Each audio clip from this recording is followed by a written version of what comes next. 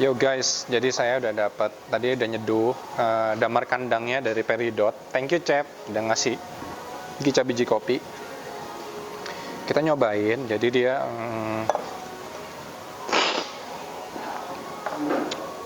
actually rasanya sih oke banget ya. Kita dapat kayak ada green grape, terus kayak dapat ada kayak tangerine atau mandarin orange. Aftertaste-nya seperti sugar cane. Nah, dari dripper ini sendiri itu dia bisa jaga panasnya lebih ya kalau dibandingkan. Mungkin karena materialnya kayu ya. Kayu ini mungkin sama plastik kan hampir sama ya. Dia sebagai penghambat atau penghambat konduktor panas. Ya, bisa kita lihat.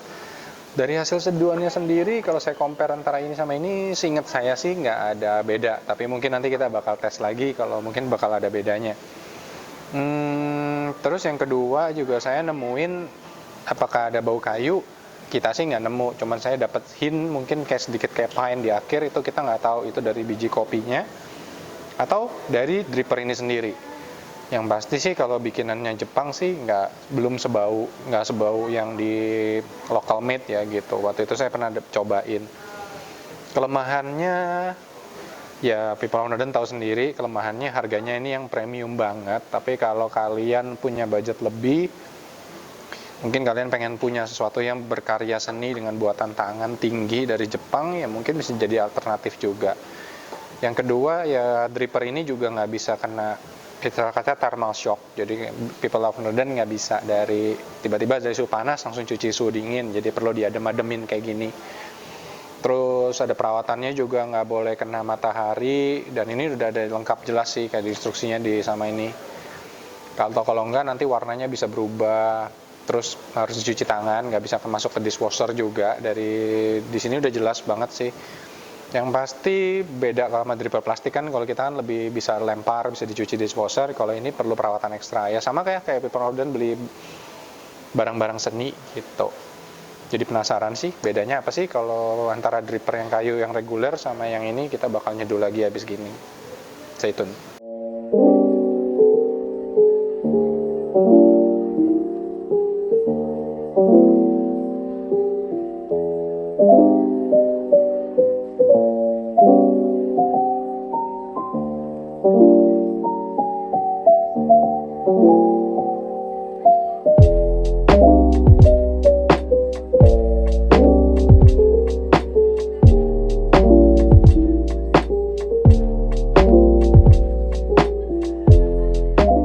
Satu, dua, tiga, empat. Wow, masih freshly roast. Oke guys, jadi kita tadi udah nyeduh yang lacquer sultan atau handmade sama yang reguler, yaitu Yamanaka Shiki dripper yang reguler. Kalau kita taste, sebentar, kita tes lagi. Sekarang posisi sudah di warm.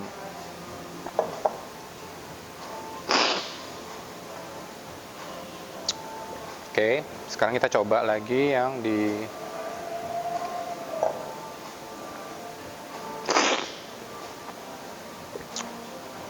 Oke, dari segi selesai waktu brewingnya nggak jauh beda.